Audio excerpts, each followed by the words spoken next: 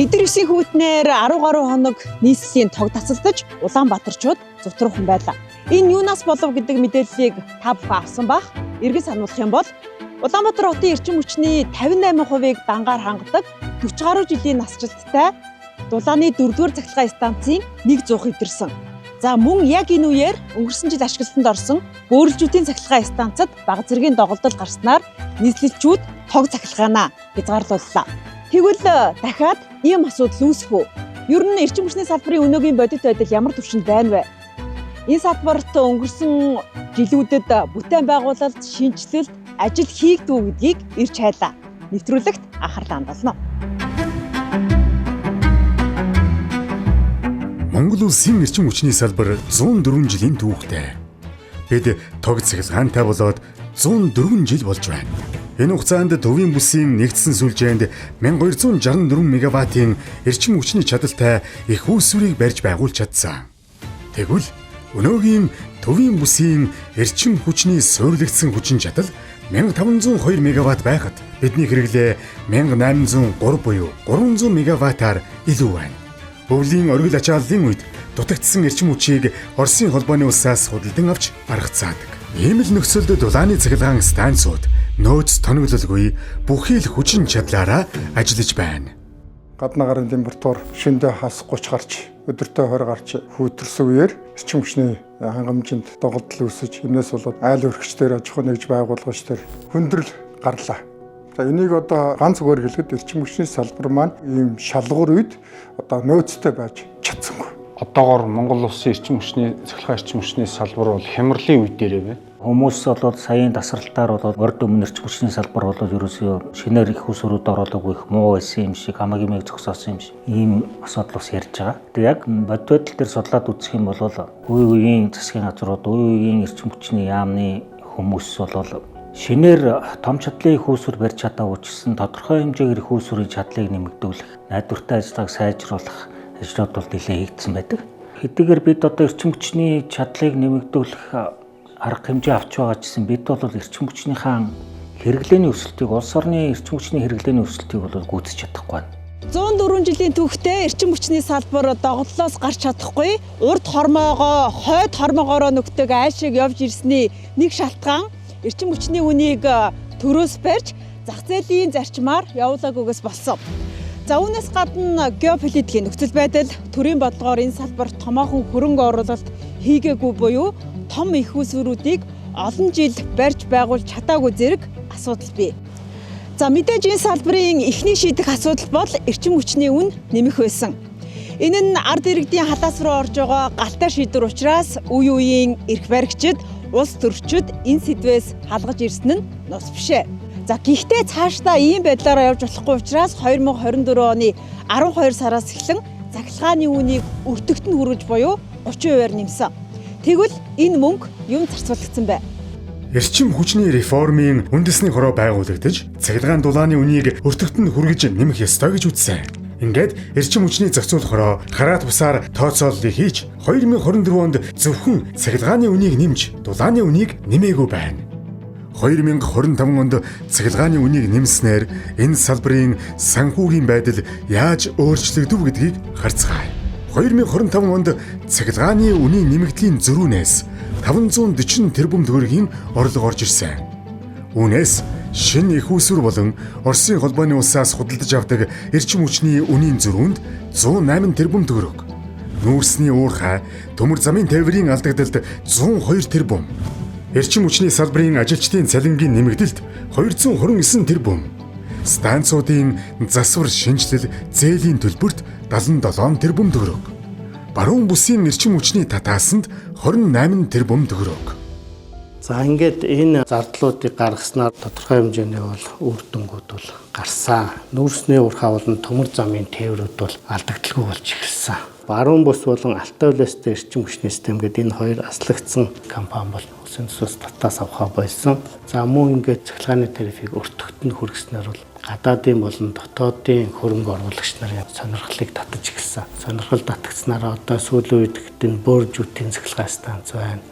Баянгийн цахилгаан станц, Тосонгийн цахилгаан станцуудыг ингээд хөдлөөд эхэлсэн бүтээн байгуулалтууд нь ингээд бодтой үр дүнд хүрч эхэлсэн. Тэгэхээр манай салбарт бол энэ ажлын цалин хөлс бол ажлагчдыг тогтоон барих хэмжээнд биш болчиход байгаа болохоор салбараас маш их олон ажлагчд гарч байгаа ийм үе тухайн үед байсан байхгүй.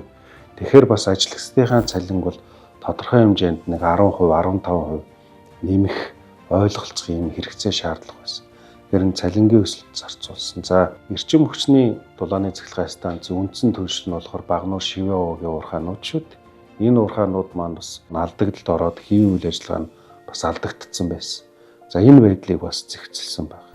Гэх мэтлэн 24 оны 11 сарын цахилгааны үнийн өсөлтөөр тодорхой хэмжээнд бас урагшлах юм боломж нь бол гарсан. За мөн ингээд цаашид үн тарифыг олон улсын жишгт нийцүүлээд олон улсын аргачлалаар жил бүр индексжүүлээд нэмээд явбал бид шаардлагатай засвар үйлчилгээгээ хийгээд явна. Хуучин тоноглолоо шинжилээд явна. Ажлагчдад маань ч гэсэн одоо сэтгэл хангалуун ажиллана. Цалин улс нь одоо боломжийн болж ирэх. За мөн цаашлаад эрчим хүчний салбар бие дагаад хөгжөөд явах боломжтой. Та бүхэн мэрэгжлийн хүмүүсийн яриаг сонслоо. Өнөөдөр Монгол Улсын эдийн засаг хүндхэн ард иргэдийн халаас нэмгэн байгаач бодит нөхцлөө харах юм бол эрчим хүчний үнийг индексжүүлж нэмэх шаардлага бий юм байна. За гэхдээ ард иргэдийн амьдралын түвшнийг бодож үүний эсрэг ямар нэгэн арга хэмжээ авч төрийн бодлого гаргах нь засгийн газрын үүрэг. За тэгвэл сүүлийн 4 жил эрчим хүчний салбарт үн нэмэхээс өөрөөр ямар ажил хийсэн юм бэ? 2022 оноос хойш буюу сүүлийн 4 жил эрчим хүчний сайдаар бат тогтохын чойжилсвар ажиллаж байна. 2022 оны 8 дугаар сарын 30-ны өдөр эрчим хүчний сайдаар бат тогтохын чойжилсвар нь томилогдов. Энэ цагаас хойш эрчим хүчний салбарт ямар бүтээн байгуулалт шинжилэл хийвэ гэдгийг ирж хайлаа. Тоо мэдээллийг харъя. Монгол Улсын эрчим хүчний салбарын 104 жилийн хугацаанд төвийн бүсийн нэгдсэн сүлжээнд 1264 мегаваттын эрчим хүчний чадалтай их үүсвэрийг бий болгосон. Тэгвэл 2022 оноос хойш буюу өнгөрсөн 4 жилийн дотор энэ хүчин чадлыг 560 мегаваттаар буюу 40 гаруй хувиар нэмсэн байна. Та бүхэн мэдж байгаа эхнийх нь бөөрөлжүүдийн цахилгаан станц 300 мегаваттаар ашиглалтанд орсон. За түүний дараа дорнтой цахилгаан станцыг 5 мегаваттаар өргөжсөн та бүхэн мэдж байгаа 24 оны 6 дугаар сард нэгдсэн сүлжээнд толбосон. За түүний дараа сонгон дэд станц дээр 80 мегаваттын Батраа хоримтлоор станц ашиглалтанд оруулсан. Нийслэлийн засаг даргын дамгын газрын захиалгаар Багнуурд 50 мегаваттын хүчин чадалтай Батраа хорогоор станц ашиглалтанд орсыг та бүхэн мэдж байгаа. За үүнээс гадна Дорногов аймаг дээр Эрдэнэр гэдэг нэг хувийн компани 30 мегаваттын хүчин чадалтай Батраа хорогоор станцыг ашиглалтанд оруулаад бас 160 мегаваттын их үүсвэр ашиглалтанд орчод байгаа юм. За түүний дараа Завхан аймгийн Тусан цэнгэл сум дээр 30 мегаваттын хүчин чадлаар улаан цахилгаан станцын 22 мегаваттын хүчин чадалтай эхний блокийг нэгдсэн сүлжээнд толгодсон ийм байдалтай байгаа. За өнөө маргаашгүй энэ 2026 оны 1-р улирал дээр Сэлэн аймгийн төв дээр Ride Mongolia гэдэг компани 70 мегаваттын хүчин чадалтай цахилгааны станцд нэгдсэн сүлжээнд толбохоор ажил ерөнхийдөө дуусж байгаа ийм байдалтай байна. За ингээд бодохоор зөвхөн өнгөрсөн 22 оны 8 сараас өнөөдрийг хүртэл нэг 600 орчим мегаваттын хүчин чадалтай их үүсвэр ашиглалтанд нэгдсэн орсон байна. Ингээд бодох юм бол өмнөх 100 жилийн хугацаанд хийсэн 1264 одоо сүүлийн 3 жилд хийсэн 600 гэдэг ингээд бодохоор 50 орчим хувиар хүчин чадал нэмэгдсэн байгаа. Эрчим хүчний салбарт 2022-оос 2026 онд хэрэгжсэн их үүсвэрүүдийн төсөл арга хэмжээнүүд. Уламжлалт их үүсвэр. Чойволсон дулааны цахилгаан станц 50 мегаватт. 2024 он бөөрөлжүүдийн цахилгаан станц 300 мегаватт. 2025 он Тосон цэнглийн дулааны цахилгаан станц 18 мегаватт. 2025 он сэргээгдэх эрчим хүч Сэрвэн нарны цахилгаан станц 10 мегаватт. 2023 он Мөрөн нарны цахилгаан станц 10 мегаватт. 2024 он Эрдэнэ нарны цахилгаан станц 30 мегаватт. 2024 он Батраа хуримтлуур Сонгон Батраа хуримтлуур 80 мегаватт. 2024 он Багнуурын Батраа хуримтлуур 50 мегаватт. 2024 он Том нар батарей хөрөмтлөөр 10 мегаватт 2025 он. Дулааны станц. Бэрх дулааны станц 21 мегаватт 2023 он. Амгалан дулааны станцын өргөтгөл 116 мегаватт 2024 он. Мөрөнгийн дулааны станцын өргөтгөл 21 мегаватт 2026 он. Мөн өнгөрсөн хугацаанд Улаанбаатар хотын дулаан хангамжийн үр ашгийг дээшлүүлэх төслийг Дэлхийн банкны санхүүжилтээр хэрэгжүүлсэн. Төслийн хүрээнд насжилт өндөртэй шугам хоолой шинжлэх, төвлөрсөн дулаан хангамжийн сүлжээг өргөтгөх, даралт өргөх насос станцуудыг шинжлэх ажил хийгдээд байна. Төслийн явц 91% байна. Европын сэргээн босгол төвжлийн банкны санхүүжилтээр Улаанбаатар хотын төвлөрсөн дулаан хангамжийн төслийг хэрэгжүүлж байна. Төслийн явц 82.2%. Тэгэхээр энэ эрчим хүчний салбарт өнгөрсөн 4 жилийн хугацаанд хэд хэдэн цахилгаан станцууд, батарей хуримтлуур, дулааны станцууд дээр өргөтгөл гээд ийм бүтээн байгуулалтууд хийгдсэн байна. Шинэ их усрүүд одоо төслүүд ашиглалтанд орсон байна л да. Ингэснээр одоо энэ салбарт ямар өөрчлөлт гарчаад байгаа юм бэ? Юу юуг л одоо их усөр орсонгүй яагаад ингээд дутагдлалд орчоо гэж шүүмжлэхээс өмнө ер нь бас саяны өрийн чин хэлдэг тэр тоо баримтуудыг бас эргэж харах зүйтэй л дээ. Ер нь огт зүг зүгээр суугаад гэдэг юм уу одоо зүг зүгээр байгаагүй. Ялангуяа энэ нарны эрчим хүчийн Ховд аймгийн нэг суманд одоо 10 мегаватт ч юм уу 5 мегаватт барайл, дараа нь хөөсгөл барайл, дараа нь одоо кентэж ярддаг. Энэ бол энэ тэнд ингээ бариад байна шүү дээ. Энэ бол одоо нарны сэргээгдэх эрчим хүчийг тархмал их усэр гэж хэлдэг. Энэ чиглэлээр бол эрчим хүчний салбарын хэмжээнд бол 50-аас 100 мегаватт хэмжигдэх хэмжээний тийм их усрууд бол орсон. Цаашдаач орогдохоор одоо барилгын ажил эхэлсэн, бас төлөвлөгдсөн юм хүнд бол байгаа. За сүүлийн 4 жилийн хугацаанд гэхэд одоо хамгийн том их усрын чадлыг нэмэгдүүлсэн төсөл бол энэ бөөрөлжүүдийн цахилгаан станцын төсөл. 2 блок нийт 300 мегаваттын чадал бол манай эрчим хүчний салбарт нэмэгдэж орж ирж байгаа. Улаанбаатар хотын дулаан хангамжтай холбоотой бол Амгалангийн дулааны станц түүний өргөтгөл бол нэлээд гайгүй сайн ажил болсон гэж ингэж бодож байгаа. Багангаа дүүрэгтээ Баянгийн 660 мегаваттын цахилгаан станцын суурийн ажил бол үндсэндээ хийгдэж дууссан гэж байгаа. Тэгэхээр зэрэг ер нь бол бас боломжийн төслүүд бол эрчим хүчний салбарт хэрэгжиж байна. 2020 онд манай төвийн бүсийн суурилгацсан хүчин чадал 1226 мегаватт байсан. За яг одоо бид нар энийг бол 1802 болгочоод байна. Гэхдээ энд бол бид нар бол батарей хуримтлуурын чадлыг оруулаагүй, Чойболсонгийн станц болон Завхан, Говьолтай, за Баруун 3 аймагт хэрэгжсэн төслүүдэд оруулаагүй шүү дээ. Зөвхөн төвийн бүсд хэрэгжсэн төслүүдэд оруулахад нийлбэр хүчин чадал нь 576 болж байгаа. Тэгэхээр 2020 онтой харьцуулахад бид нар 2020 оноос хойш суурилгацсан хүчин чадлаа 46% нэмж чадсан байна. Сүүлийн зөвхөн 3 жилийн дотор эрчим хүчний салбарт 4 тэрбум орчим долларын гадаад дотоодын шууд хөрөнгө оруулалт, хувийн салбарын хөрөнгө оруулалтад орлоо. Төрд бол энэ 14.5 их 80-ыг одоо гаргаад улсын төсөөс хийх болцоо багах таах мэдж байгаа. Тийм учраас л энэ хувийн хвшлийн оролцоог энэ салбарт татж оруулъя гэдэг ийм зүйл яриад байгаа. Хувийн хвшлийн салбарыг одоо татж оруулахын тулд бас энэ хувийн хвшлийн чинь бол тийм буйны байгууллагууд биш шүү дээ.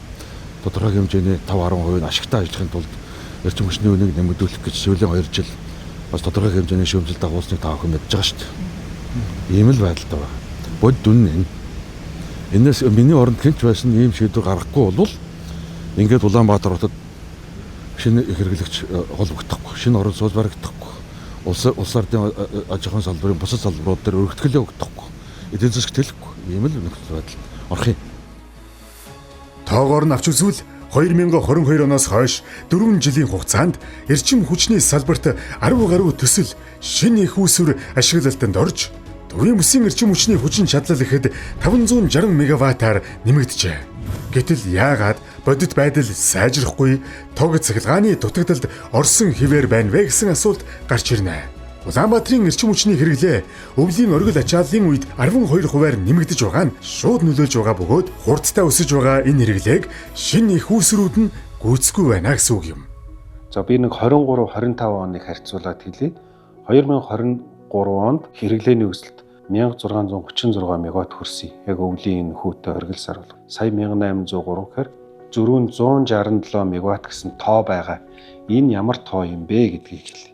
Энэ тоо бол бүхэл бүтэн Эрдэнэт үйлдвэрийн хэрэглээ ороод Эрдэнэт хотын хэрэглээ гэсэн үг.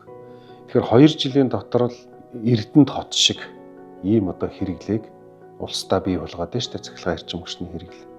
За одоо 167 мегаваттыг бас өөрөөр тайлбарлая гэвэл дархан Эрдэнэтийн дулааны цахилгаан станцуудын нийлбэр хүчин чадал нь 154 мегаватт. Өөрөөр хэлбэл дархан Эрдэнэтийн дулааны цахилгаан станцуудын нийлбэр хүчин чадлаас давсан хэмжээний цахилгааны хэрэглээ ерөөдөө 2 жилийн дотор бий болж байна гэсэн. Тиймээс хэрэглээгээ гүйцэхийн тулд том төслүүдэд үргэлжлүүлэн хэрэгжүүлж гадаад дотоодын хувийн хвшлийн хөрөнгө оруулалтыг идэвхтэй татах шаардлага үүсэж байна. Одоо яг энэ эрчим хүчний салбарт хувийн хвшлийн хөрөнгө оруулалт орж ирэх нөхцөл нь өөрөө бүрдсэн юм уу? Яг одоогоор бол үн терапийн хувьд бол эхний шаардлагыг хангаж байгаа. Харин явандаа бол нэлээд олон асуудлууд гарч ирэх баг. Яагаад тэгэхээр энэ жил болгон үн терапийн асуудлыг хэлэлцэж энэ хөвгч тариф батлах, тийм инфляцтай уях, индексжүүлэх гэдэг асуудлыг нэг мөр шийдэхгүй бол бас ирээдүйд хөрөнгө оруулагч нарт эрсдэлтэй л дээ. Тийм учраас энэ нэг эрсдлүүд нь ингээ байсаар л байна. Гэхдээ бол одоогоор ингээ хувийн хвшлүүд маань эрчим хүчний салбарт хөрөнгө оруулах гад ингээ бэлтгэл ажлаа хийгээ явж байгаад энэ үед миний харж байгаагаар гадны хөрөнгө оруулалтууд бол маш их сонирхоод эхэлж байна. Тэгэхээр бид нар цаашлаад улам энэ салбараа төр хувийн хвшил оролцоотой юм салбар болгож ашигтай өөрийгөө авч явах хэмжээний салбар болохын тулд заавал гадаадын хөрөнгө оруулалт шаардлагатай. Гол асуудал болохоор ерөөсөө томоохон чадлын цахилгаан станцуудыг ажилтнанд оруулах хэрэгтэй байна. За үүний зэрэгцээ бид нар сэргээгдэх эрчим хүчний төслүүд дээр гол анхаарал тавьж байгаа. Тухайлбал одоо энэ 26 оны 6 сард Монгол улсад одоо анхны өрсөлдөөнд сонгож шалгаруулалтаар буюу олон улсын хэлгээр аукцион зохион байгуулж 100 мегаваттын салхи станц, за нийлбэр нь 106 мегаваттын нарны станцын төслүүдийг одоо Монгол улсын баруун болон зүүн аймагуудад, дундгой аймагууд хэрэгжүүлэхээр одоо ингээд бүх бэлтгэл ажлыг олон улсын банкудтай хангацсан байна. Тэгэхээр энэ бол хувийн хөрөнгө оруулалт байна, хувийн хвшлийн бизнес байна. Төрөөс бол одоо энэ өрсөлдөөнөө зарлаад сонгуул шалгаруулад ингээд ажилтнанд оруулах асуудал байгаамаа. Энэ хугацаанд хувийн хвшлийнх нь нэлээд дам гайж ирж байна. 2013 онд салхитын цахилгаан станц гэдэг 50 мегаваттын станц орсон. 2014 онд Ухаахуудгийн 18 мегаваттын нүүрсний станц орсон. Тэрнээс хойш хувийн хвшлийн 10 нарны станц, 3 салхины станц, нүүрсний 4 станц гэдэг нийт суурилсан чадлын 32% хувийн хвшлийн одоо хөрөнгөөр боссон байх юм аа. Эдгээрийн хамгийн эрчимтэй үе нь энэ одоо сүүлийн 4 жил. 2001 оноос эхлэн Бөөрөлжүтийн цахилгаан станцын эхний 300 мегаватт ашиглалтанд орслоо. Одоо 150-150-аар одоо 600 мегаватт хүрнэ 2 жилийн дотор. Дараачих нь Аймгийн Баян суманд 660 мегаваттын 332 блок, Гонконгийн Кайзен гэдэг одоо группийн 1.2 тэрбум долларын хөрөнгөөр босох гэж байна. Ride Mongolia гэдэг төсөл байгаа. Сэлэнг аймгийн төвд 70 мегаваттын дулааны цахилгаан станц баригдаж байгаа энэ онд босох бах хувийн хөрөнгөөр. За нөгөөх нь Тосон Цэнгэл нэг 22 мегаваттын нүүрсний станц баригдлаа. За бас хөдөө жижиг станцууд байгаа бах. Энэ бүгд одоо сүүлийн 4 жилд хийгдсэн ажил. Одоо сайдын нэрээр хэлэх юм бол Чойжсэн сайдын үед хийгдсэн. Энд юм татвар энэ бол нэг хүмүүс их хавьяатай. Ягаад гэвэл Чойжсэн гэдэг сайд бол бизнес хүн. Туршлагатай хүн. Мөн одоо чинь инженерийн карьертэй. Эрчим хүчний чиглэлийн инженер. Энэ утгаараа их зоригтой хөдөлдөг юм байлээ. Ямар нэг төсөл бариад очих тэрнийг хууль нийцүүлээд маш бага цаанда шийдэл гаргаж өгч байгаа юм. Эрчим хүчний яам, эрчим хүчний зохицуулахаараа эрчим хүчний диспетчер үндэсний төвгүүд байгууллагууд нийлээд энэ төслийг босгож байгаа юм. Энэ нөхцөл маш бага цаанда энэ төслүүдийг одоо шийдсэн учраас альжууд нь хийгдээд ингээд ихнийх нь ашиглалтанд орж байгаа. Ингээд 300 мегаватт орчлоо бөрөжүүд. Одоо Баян балдар ажил орно. Тэгээд 300 мегаваттын хийгэн станц. Тэгээд тэр 70 мегаватт ингээд бүгдийг нэмэх юм бол үндсэндээ Чойжсрынгийн үед нэг 4 тэрбум долларын хөрөнгө оруулалт. Ийм одоо нэг 14 их 80 төгрөгийн хөрөнгө оруулалт, хувийн хөрөнгө оруулалт шүү. Засгийн газар ямар нэг баталгаа байхгүй. Зөвхөн тэр гаргасан цахилгаан худалдах замаар л одоо тэр гэрээд хугацаанд хөрөнгө оруулалтыг ашиг олж авах. Тэгээ Монголын талд үнэгүй шилжүүлэх ийм л гэрээтэй. Ийм одоо нөхөр гавья энэ одоо таажлыг бий хувьдаа боддог. Эрчим хүчний салбарт одоо хэрэгжиж байгаа болон эх жилүүдэд хэрэгжих ямар төслүүд байна вэ? Эрдэнэ бүрэнгийн 90 мегаваттын усан цахилгаан станцын төсөл 2030 он гэхэд ашиглалтанд оруулна. барилга угсралтын ажил 19% байна. Төсөл хэрэгжснээр жилд 366 сая кВт-цаг цахилгаан эрчим хүч үйлдвэрлэх ба баруун 3 аймгийн эрчим хүчний хэрэглээг хангаж Оросын холбооны улс бүгд найрамдах хятад ард улсаас авч буй импортын эрчим хүчинд жил бүр төлдөг 17.5 тэрбум төгрөгийг хэмнэнэ. Тус төсөл өнгөрсөн хугацаанд багагүй сааттай учирсан бөгөөд 2024 онд төслийн нөлөөнд өртсөн 3 аймгийн 4 сумын иргэдийн эд хөрөнгийн нөхөн олгорын асуудлыг эрчим хүчний сайд Жорж Сүрэн идэвхтэй хөөцөлдөж засгийн газар улсын хурлаар шийдвэрлүүлж чаджээ. Улмаар төслийн барилга угсралтын ажил эхэлж төсөл саадгүй урагшилж байгаа юм байна. Мөн өнгөрсөн хугацаанд хийсэн Эрдэнэ бүрэнгийн усан цахилгаан станцын том бүтээн байгуулалтын нэг нь газар доогуурах түнэлийн ажил юм. 4.8 км-ийн урттай Монголд хамгийн томд тооцогдох түнэлийн ажлыг эхлүүлж бүтээн байгуулалт эрчимтэй үргэлжилж байна. Энэ нь нийслэл Улаанбаатар хотод метроны зам барих хэмжээний урттай бүтээн байгуулалт болох юм. Одоогор бол байгалиуд авч хуучин зүйл юм уу ямар нэгэн геополитик юм гарчихгүй бол сад үүсэхгүй гэж байгаа. 21 оны 9 сарын 17-нд Power China Чиндүү түншлэлтэй гэрээ хийсэн үндсэн тэр гэрээн дээр бол энэ төслийг бүрэн дуусгах ажил бол 61 сар гэж хоёр талаас бол гарын үсэг зурагдсан. Тэгэхдээ 23-24 онд барилга угсралтын бэлтгэл ажлыг гүйцэтгэгч компани өөрсдийн хөрөнгөөр ингээ хангасан учраас бол бидний зүгээр төсөөллөөр бол 1 жилийн наан дуусгах гэсэн зорилттой явж байгаа. Тэгэхээр 29 он гарахад бол бид нар бол ер нь эрчим хүч үйлдвэрлэх боломжтой болчихно гэж ингээ төслийн нэгжийн зүгээс харж байгаа. Дараагийн хэрэгжих том төслийн нэг нь Бөөрөлжүүдийн 600 мегаваттын цахилгаан станц. Станцын эхний үе шат ашиглалтанд орсон. Бөөрөлжүүдийн 3-4-р 150 мегаваттын барилга угсралтын газар шорооны ажил эхэлсэн бөгөөд 2027-оос 2028 онд үе шаттай ашиглалтанд оруулахаар төлөвлөжээ. Дулааны 5 дугаар цахилгаан станцын төсөл. Олон жил яригдж буй энэ төслийг 2028 онд ашиглалтанд оруулна. Төслийн гүйцэтгэгч 2025 оны 5 дугаар сард шалгарсан бөгөөд газар шорооны ажлыг энэ сарын 15-нд эхлүүлнэ. Төвийн бүсийн цахилгаан дамжуулах сүлжээний үр ашгийг дээшлүүлэх төсөл. Энэ төслийг 2023 оноос хэрэгжүүлж эхэлсэн бөгөөд цахилгаан дамжуулах үндэсний сүлжээ төрийн өмчит хувьцаат компани хариуцсан ажилдаг 28 дэд станцын тоноглолыг шинжилээд байна. За энийг бол одоо бид нар бас богино хугацаанд хийхгүй бол үргэлж одоо тэр станцуудыг шинжилэх гээд ингээд томоохон хэрэглэгчдийг цааталтайгаа хэрэглэгчдийг бол таслах хэрэг байхгүй учраас тэдгээрүүдийг бол маш зөв зохион байгуулалтанд орж олон баригадаар зэрэг ажиллаж иж хэдрээс нь 28 дэд станцууд хийгээд дууссан тийм томоохон үзүүлэлттэй байгаа. Энэ жил бол 4 том станц дээр орно. Энэ бол Эрдэнэт болон Дархан, за мөн Улаанбаатар, Ил хойрол боломж 4 гэсэн ийм том 4 станц дээр бол орж шинэ үйлчлэгийг зохион байгуулалт хийхээр төслийг бол амжилттай дуусгах гэдэг дээр бол бүр итгэлтэй байгаа. Төслийн явц хэдүүгийн гүйцэтгэлтэй байгаа бай. За одоо яг 28 гэхлээр 81 орчим хувьтай байна гэж үзэж байгаа. За мөн бас одоо Монгол улс маань өөрөө бүсчилсэн хөгжлийн тийм системд ороо явж байгаатай холбоотойгоор бас 5 бүс рүү бас магистрат чугмуудыг хэрхэн татах гэдэг дээр бас эрчим хүчний яамнаас бол баримталж байгаа бодлогод байгаа. За энэ бодлогын хүрээнд бол Чоор шандын 220 кВт-ийн агаарын шугам болон дэд станцуудыг барин 2-ыг үржих 200 мегаваттын том трансформатортай. Тэгээ энийг бол одоо Европын цэргийн босголтын банкаар бол санхүүжүүлэх гээд тендер нь бол зарлагдсан тодорхой хэмжээний оролцогч нар гараад оролцоод процедурынхаа дагуу явж байгаа. Эдгээр төслүүдийг хугацаанд ашиглалтанд орох уу? Тэгээ эдгээрүүдийг бол хугацаанд нь ашиглалтанд орно гэдэгт бол бид нар 100% итгэлтэй байгаа. Мөн 2-оос 3 жилийн хугацаанд хэд хэдэн аймаг сумын цахилгаан дамжуулах агаарын шугамыг шинчилж дэд станцууд барих төсөл хэрэгжинэ. Энэ төслүүд урагштай явж байгааг мэргэжлийн хүн инхүү хэлж байна. Түүнчлэн хэд хэдэн аймагт дулааны цахилгаан станц барина. Баянгийн 660 мегаваттын дулааны цахилгаан станц. Барилга угсралтын ажил 24%-тай. Төслийг 2027-оос 2028 онд үе шаттай ашиглалтанд оруулна. 5-7 300 нэмэх нь 150 мегаваттын дулааны цахилгаан станц. Төслийг 2030 онд ашиглалтанд оруулахаар төлөвлөжээ. Шивэовогийн 660 мегаваттын цахилгаан станцын төсөл.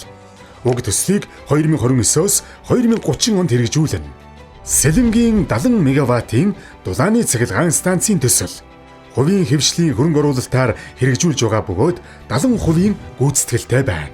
Мөн тосон цэмлийн 30 мегаваттын дулааны цахилгаан станцын төслийн 2 дугаар үе шат үргэлжилж, Ховд, Далан задгад Сүхбаатарын дулааны цахилгаан станцын төслүүдийг төр, хувийн хэвшил, олон улсын санхүүгийн байгууллагын хөрөнгөөр хэрэгжүүлнэ. Эдгээр төслүүдийн ажлын явц 30-аас 80% гүйцэтгэлтэй байна.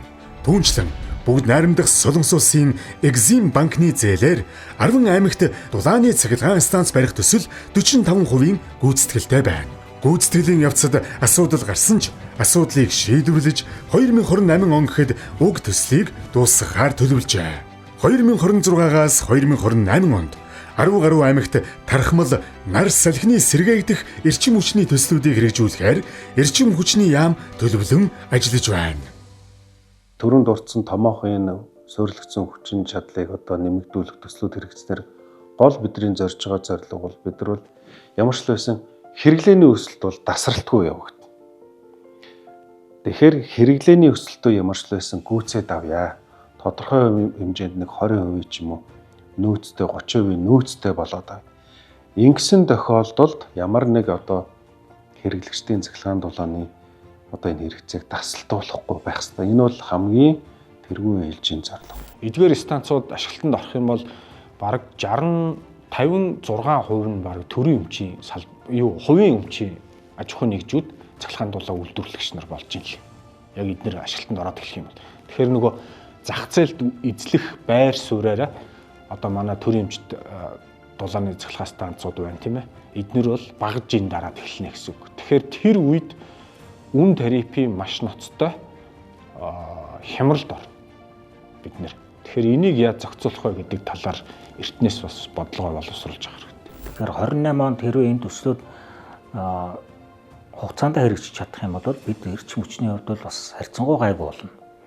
Дээр нь бидний хувьд онцгой анхаарах асуудал бол энэ Улаанбаатарын дулаан хангамжийг одоо хангаж байгаа энэ 2, 3, 4 дугаар цахилгаан станц, дээр нь амгалангийн станцын засвар үйлчлэгийг зохиох ёсоор хийх тэр хөрөнгө мөнгөний асуудлыг онцгой анхаарч л одоо сааталгүй шийдэж өгөх юм бол бид нар дулаан хангамжийн хувьд ч тоглохгүй, цахилгааны хувьд ч гэсэн гайгүй болно л гэж ингэж бодож байна. Тэгэхээр сая үзүүлсэн хэсэгт гарсан төслүүдийг 2026-аас 2030 онд хэрэгжүүлж чадах юм бол улсын хэмжээнд дулааны хүчин чадал 1195 гигакалор, цахилгааны хүчин чадал 2823 мегаваттаар нэмэгдэх юм байна. За товчоор хэлэх юм бол 2027 он гэхэд өнөөгийн үүсэт байгаа эрчим хүчний доголдол арилж тог цахилгааны хязгаарлалтгүй болох нэ.